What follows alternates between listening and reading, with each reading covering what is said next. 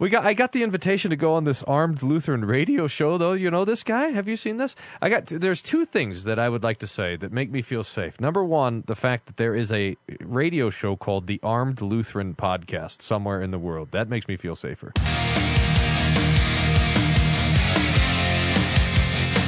Pistols, prayer, and potluck. This is Armed Lutheran Radio.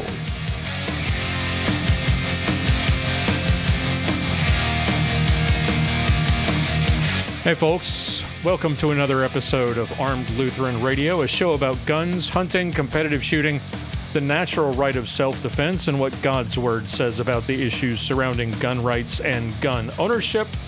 I'm your host, Lloyd Bailey, the Armed Lutheran, and this is episode number 410.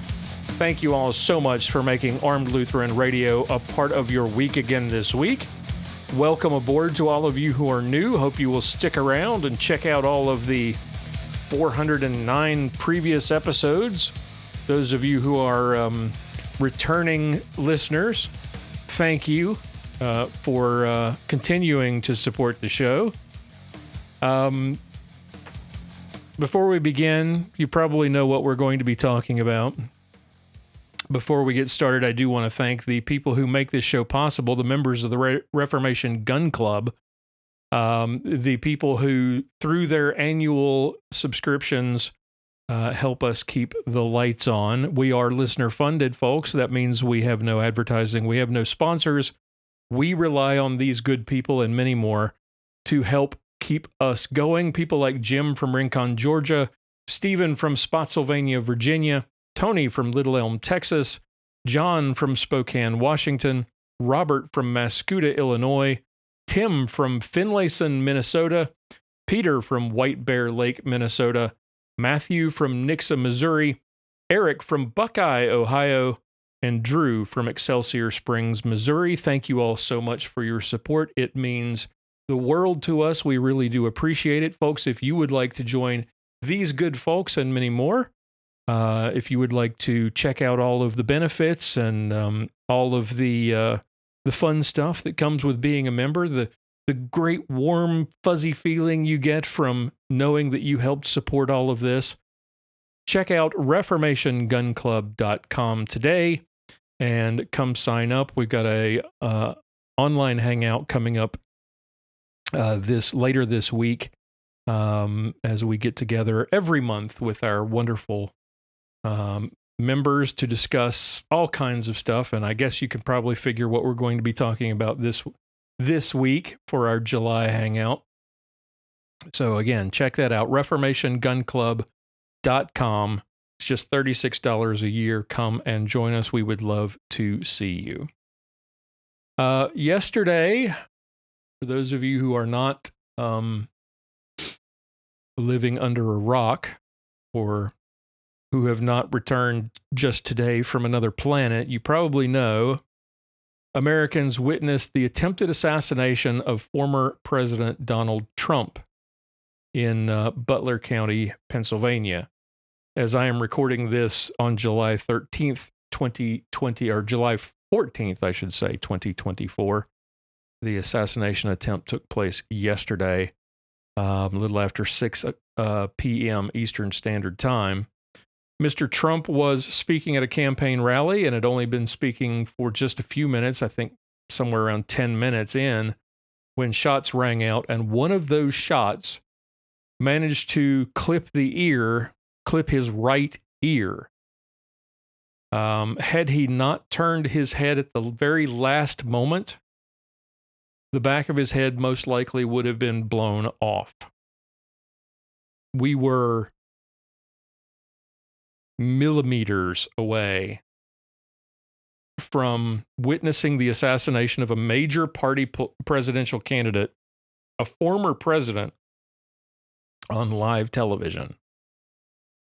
The shooter, as far as we know now, was a 20-year-old man from a town an hour south of the event. The FBI now saying, just as I'm recording this, just reading an update, the FBI believes he was a lone wolf, which is not a surprise because what we have garnered at this point about the man is that he doesn't appear to me as somebody who hung out with a whole lot of people. He used an AR style rifle, most likely a 5.56 millimeter or 223 caliber rifle, and was somewhere in the neighborhood of just 150 meters from the podium where the former president, was standing at the time. As you know, I like to stick to the 72-hour rule, and it's well within that 72 hours. So I'm not going to speculate about his motives at this point or anything else. I'm not going to humor any silly conspiracy theories, and I'm not going to be pointing fingers at the security detail at this point until we know more. There certainly were some agents, as you probably noticed from the video if you've seen it, that were clearly DEI hires, whose size and obvious lack of skill, including their inability to holster a weapon without flagging themselves repeatedly, should very definitely be questioned. But those people were certainly not the reason for this security failure. The question of how the shooter was able to access an elevated position so close to the former president is a question that is currently being asked, and I'm sure, certainly hope we will get answers to that soon. And I'm not intent on pointing any fingers here today. The security detail from what I saw, and again, I'm just the armed Lutheran, not an expert, but from what I saw, appeared to act incredibly quickly. They put their bodies in the line of fire to protect Mr. Trump, and the snipers that were stationed closest to the shooter, I should say, neutralized that threat within seconds of the first shot. But there are a couple of things that need discussing today, and I know lots of people are discussing them, but I wanted to share my 2 cents because I've been angry and frustrated for hours. As you hear this, now more than 24 hours since this occurred. This was a shocking event in American history. It was also entirely predictable. It's shocking, but not surprising. As we've discussed on this program many times, this country's political... I've been talking about this, and one of the reasons that I air one of my Christmas specials every year, and I've been doing it for a number of years now, is talking about how divided this country is and how it seems to be it just gets worse and worse and worse as each year goes along. We thought it was bad when Trump was president. It seems to have gotten even worse since he left office. It is so bad at this point that people on both sides of the aisle, both sides of the political spectrum, are willing to threaten or to actually commit acts of political violence against their perceived political enemies. And by saying that, I'm not playing both sides because, as the media has tried to do even today, there's no question that violence runs both directions in the political divide, and of course, violence is not an answer to any of our political disagreements. And one of the few times I agree with President Biden, there's absolutely no place for political violence anywhere, no matter which side that you're on. but it is obvious to anyone with half a brain that the vast majority of that violence is coming from one direction. When the corporate media spends every single waking minute of their daily news cycle, and have been doing this for years, calling one political candidate and the former president of the United States, who were doing this when he was president, but it seems to have ratcheted up since, calling him Hitler, comparing him to Adolf Hitler, to Mussolini, suggesting that he is a dictator in waiting, taking his words out of context to suggest that he's going to start killing people, that he's going to take people's rights away, that he's going to put people in prison, gay people in prison, black people in prison, if he's elected. When the New York Times can publish assassination fantasies like they did during his presidency, when the New Republic just 3 days ago ran a front page image of Trump's face merged with that of Adolf Hitler under the title American Fascism, we used to laugh at these silly comparisons when people would start comparing people to Hitler. There's that meme, you've probably seen it, of the children's book called Everyone I Don't Like is Hitler. And we've joked on this program in past that when you stoop to that, making that comparison, it just shows how bankrupt your arguments are. Right? When you have to resort to that comparison, it's obvious you've lost the argument, whatever that argument is. But there's a cumulative effect to those kinds of arguments, those kinds of silly comparisons. Especially in an age where Americans are increasingly unmoored from reality. They're constantly glued to social media. And they lack any moral framework besides what they feel themselves. When you do that for years on end, without anybody openly questioning or countering the argument or calling people out on that kind of silly, dangerous talk, it's really only reasonable to assume that somebody at some point is going to act on it. And the media today are absolutely shocked. Shocked they are that someone tried to kill the guy that they've been telling you was Hitler for 7 years.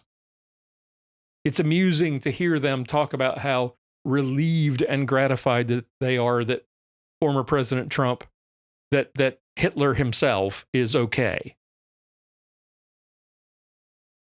When the President of the United States himself repeatedly tells the American people that Donald Trump and his supporters as well are threats to the very fabric of the nation.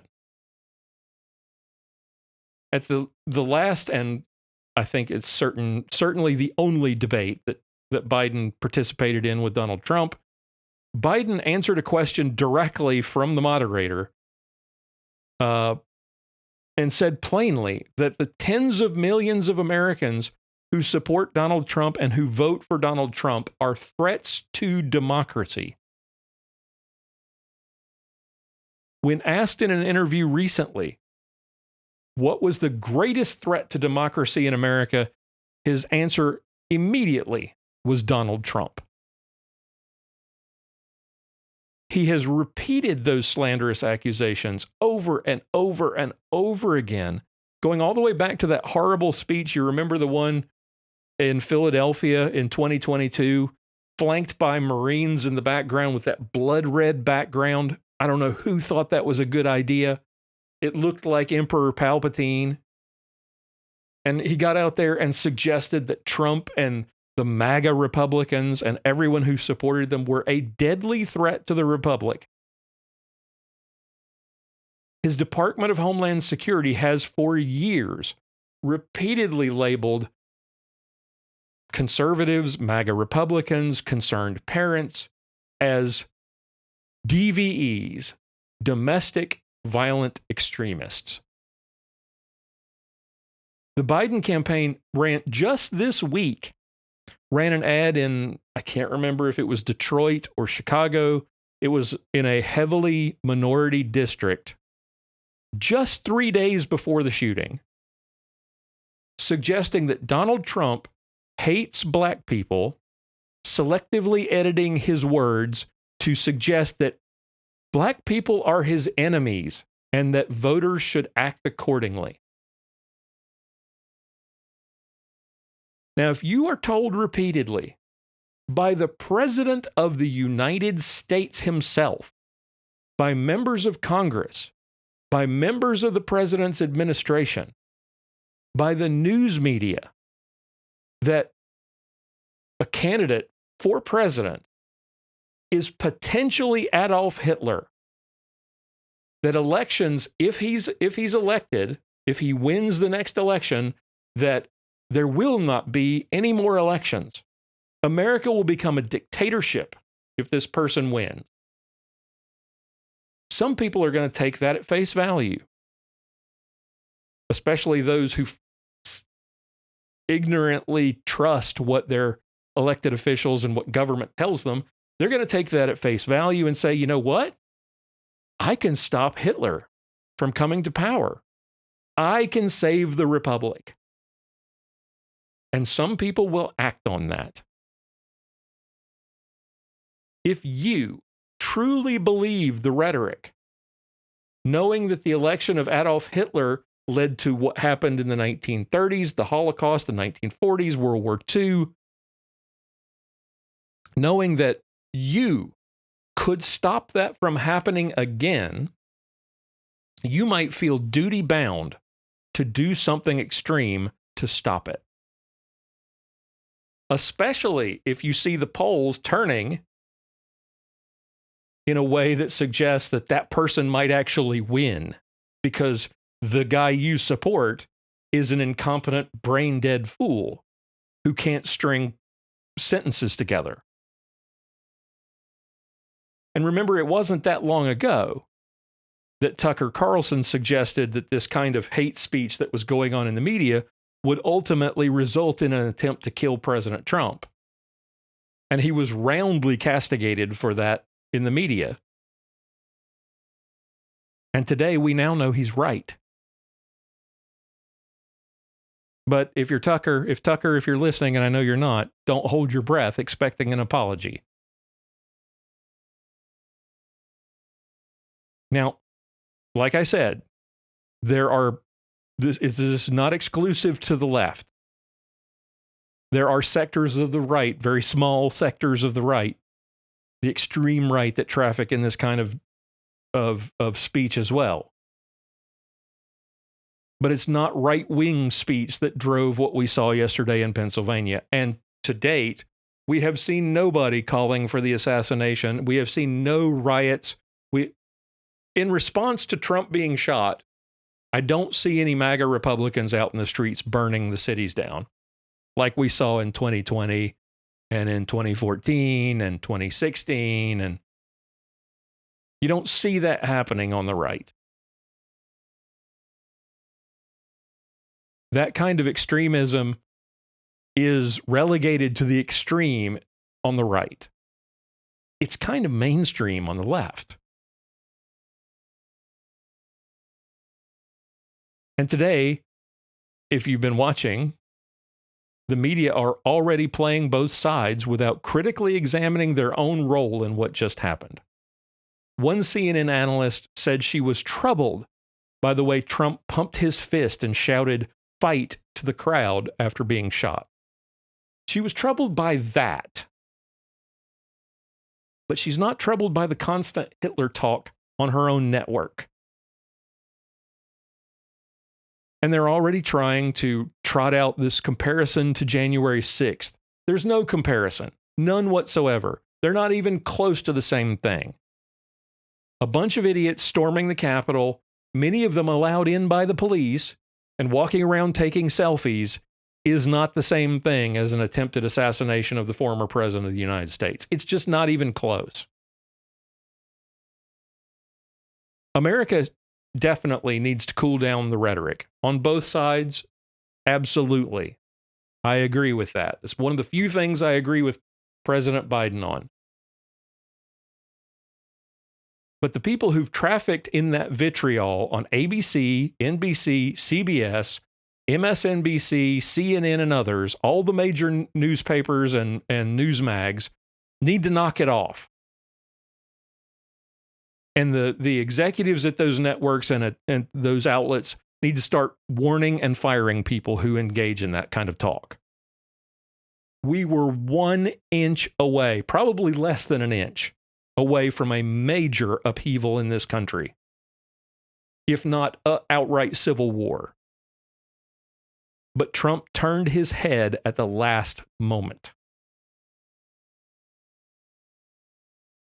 Now, the second thing, I said there were a couple of things. The second thing about this event that we need to discuss, and we've already seen it from hags like Shannon Twatts and Gabby Giffords, is the gun debate. They're already trying to shift attention away from the violent rhetoric that caused this, from their side of the political aisle, toward the proliferation of guns. Oh, it's too easy to get guns. That's why this happened. We need more gun control. This shooting happened at a high-profile event to a high-profile political candidate surrounded by highly trained, government-provided security. And the answer in the minds of the gun banners is to disarm you and me and to blame our rights. If the government can't protect the former president of the United States, they can't protect you. As we've said on this show many, many times, you are your own first responder. You are responsible for your own security because government can't and won't do it. They can't. They can't be everywhere to protect everyone. And this episode proves probably more than any other that they can't. Expect to see members of Congress and the mainstream media follow that same line of reasoning in the coming days to push for more gun control, if for no other reason than to shift attention away from their rhetoric, to try to blame guns instead of the talk that they've been trafficking in for the last 7 years. But don't be surprised if Gabby Giffords does, she may have done it already, trots out her own attempted assassination as a means of begging for donations, as a fundraising ploy, and to push for more gun control. Watch for that kind of discussion, that kind of talk in the media and among members of Congress, and be prepared to counter it. So I've got some takeaways, 4 big takeaways from this terrible event that I want you to consider. First, be vigilant. If you suspect someone around you, someone you're in a group or someone you know, a family member, a friend, if you suspect that there's something wrong and they're talking, you hear them talking about politicians or making comments that you think are a little creepy, a little dangerous, report them to police. Make sure, how many times have we seen these kinds of events? Generally, we talk about these events in the aftermath of a mass shooting or a school shooting, and people inevitably come forward and say they heard something, they remember them talking about X, they remember them saying these things, or they didn't think anything of it, they didn't say anything about it. If you see something or hear something, say something. Number 2, if you see this kind of talk online, we also need to be vigilant there. Facebook, X, formerly Twitter, Instagram, TikTok, whatever. If you see these discussions about how it's too bad that the shooter missed, or they're upset that Trump survived, or they wish somebody would take out a particular politician or candidate, take screenshots. Don't give them a chance to delete their posts. Make sure you keep the receipts. Report them, both to the media service itself, to X or Facebook or whatever. And then if the posts really are threatening, then report them to law enforcement. The third thing I would suggest is that if you don't own a gun, you should go out and buy one. Both because I think political violence in this country is going to get worse, not better. I don't think this is going to be a moment where the country tamps down and everybody cools off and cooler heads prevail. I honestly think this is going to get worse, and we've talked about this many times on the show. I don't think for an instant that this is going to make things better somehow, or that people are going to suddenly reconsider their hatred for Donald Trump or for conservatives. So for your own protection, if you don't have a gun, you should buy one and learn how to use it. But also because Democrats are going to, and the media are going to be pushing for more gun control in the coming weeks. And when they do, you need to make sure that your local elected officials, whoever your congressman, your senator, whoever they are, that they know how you feel and that you will hold them accountable in November if they don't protect your Second Amendment rights. Disarming honest, law-abiding Americans when you can't even protect a major political candidate and former president of the United States, taking away the Second Amendment rights of everyday Americans is just absolutely stupid. Don't let them push that narrative, and don't let them get away with it. And if you engage in these conversations online with people who are pushing the gun control narrative, be direct, use facts, state your case logically.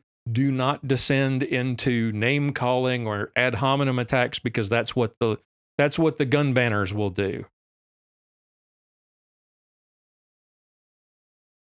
Fourth and finally, my fourth and final thought here. I know the First Amendment protects political speech, specifically protects political speech, but it seems to me that this kind of speech has very dangerous consequences. And I just don't know what we do about that, given the constitutional protection for free speech. I'm not calling for some change or repealing of the First Amendment or some amendment to change our rights. I just don't know how we turn things around when the network, the major media outlets who engage in this kind of talk refuse to control their own commentators. The answer to fixing that, though, is obviously not to change the Constitution. It's to hold those people accountable, and the networks accountable, and the sponsors of those networks accountable. So this is where you come in. Refuse to watch those programs. Refuse to watch those networks. I know you probably have shows that you like. I know you probably have certain things that are not political entertainment things on those networks or those streaming services that you enjoy. Bite the bullet and refuse to subscribe and refuse to watch. Refuse to buy their newspapers and their magazines, because they're not going to change course unless they see it hit their pocketbooks. Contact the companies that advertise on those networks and on those shows and tell them, hey, did you hear what was said on this program that you sponsored? I'm not going to be buying your products anymore until you pull your advertising from that network or from that show. And I'm going to be telling everyone I can possibly talk to, every friend, every family member, anybody within my circle of contacts, I'm going to be telling them to do the same until you rein in this irresponsible talk. Find a list of their advertisers and make your voice to them heard. Refuse to buy their products or to visit their restaurants or their stores or their amusement parks or their movie theaters or to drink their beer or whatever. If they continue to financially support irresponsible speech that potentially leads to political violence, you should not be giving your money to them. Because the blood is on their hands ultimately. And it's time as consumers, we need to hold them accountable. And the only way to make the networks accountable is to shame them and to hurt them financially. I do not suggest any sort of threats, or please be respectful in all of your conversations with these outlets, with the commentators directly, with the networks, with their sponsors. Be incredibly respectful, but make sure you let them know how you feel and that you will not be supporting them in future unless they do something to rein in all of this irresponsible speech. Because unless we get that under control and tamp down on this kind of irresponsible, heated rhetoric, this is not going to stop.